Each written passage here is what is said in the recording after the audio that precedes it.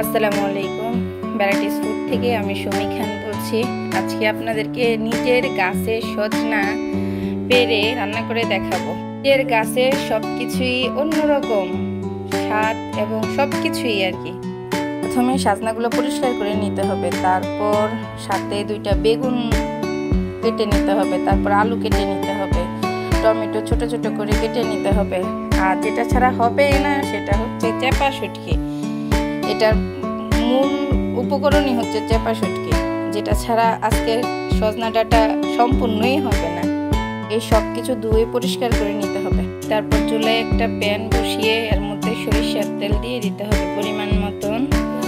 সরিষার তেল দেওয়ার পরে পেঁয়াজ, কাঁচামরিচ এইসব দিয়ে ভালোভাবে নাড়াচাড়া দিতে হবে, সাথে আদা রসুন বাটা দিয়ে তারপর টমেটোগুলো দিয়ে দিতে হবে। টমেটোগুলো দিয়ে ভালো করে একটু নাড়াচাড়া দিয়ে তারপর দিতে হবে চেপা শুটকি দিয়ে ভালোভাবে নাড়াচাড়া করে হলুদ গুঁড়ো, মরিচ গুঁড়ো, নুন এইসব হালকা জিরা গুঁড়ো সহ একসাথে মিশিয়ে ভালোভাবে নাড়াচাড়া দিয়ে তারপর একটু পানি দিতে হবে, ভালোভাবে কষিয়ে নিতে হবে।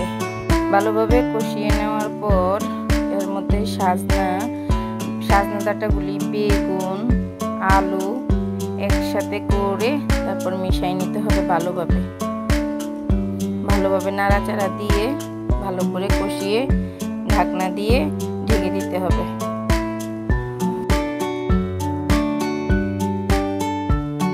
কিছুক্ষণ পর ঢাকনা তুলে পরিমাণ মতন পানি দিয়ে ভালোভাবে নাড়াচাড়া দিয়ে কষিয়ে নিলেই হয়ে যাবে আমাদের সজনা তরকারি। ধন্যবাদ।